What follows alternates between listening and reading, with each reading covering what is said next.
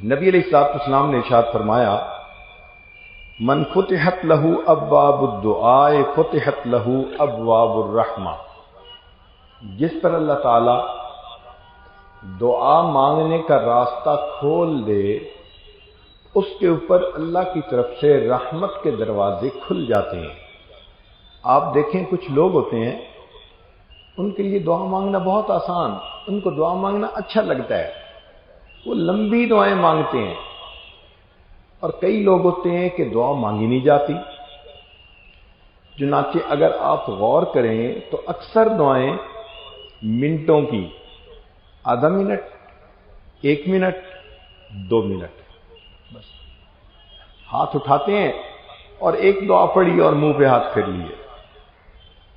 अब ये मिनटों की दुआ तो फिर ऐसे नहीं ना असर रखती।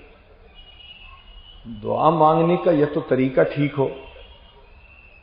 तो फरमाया कि जिस पर अल्लाह ताला दुआ के रास्ते को खोल दे, उस पर अल्लाह ताला की रहमत का दरवाजा खुल जाता है।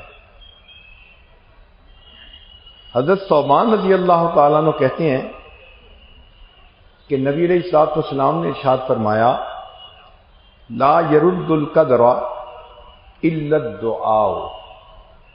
कज़ाओ कदर को दुआ के सिवा कोई चीज बदल नहीं सकती। वला यजीदु फिल उम्र इल्लल बिर। और नेकी के सिवा उम्र में कोई चीज इजाफा नहीं कर सकती। व इन्नर रजुला ला युहरमु रिज़्क़ा बिज़म्बि युसीबुहु। और बंदा अपने गुनाहों के सबब मिलने वाले रिज़्क़ से महरूम कर दिया जाता है। यानी अल्लाह ताला तो रिज़्क़ देना चाहते हैं, हम उसमें स्टॉपर लगा देते हैं। ये हमारे गुनाह उस रिज़्क़ के रास्ते की रुकावट बन जाते हैं। जितना मासियत के मुर्तकिब होंगे, उतना रिज़्क़ की बरकत उठा ली जाएगी। सब कुछ होने के बावजूद भी परेशान। इसलिए तो फरमाया, वमन आरदा अन ज़िक्री फ़इन्न लहू मईशतन दंका। जो हमारी याद से आंख चुराए, हम उसके रिज़्क़ को तंग कर देंगे।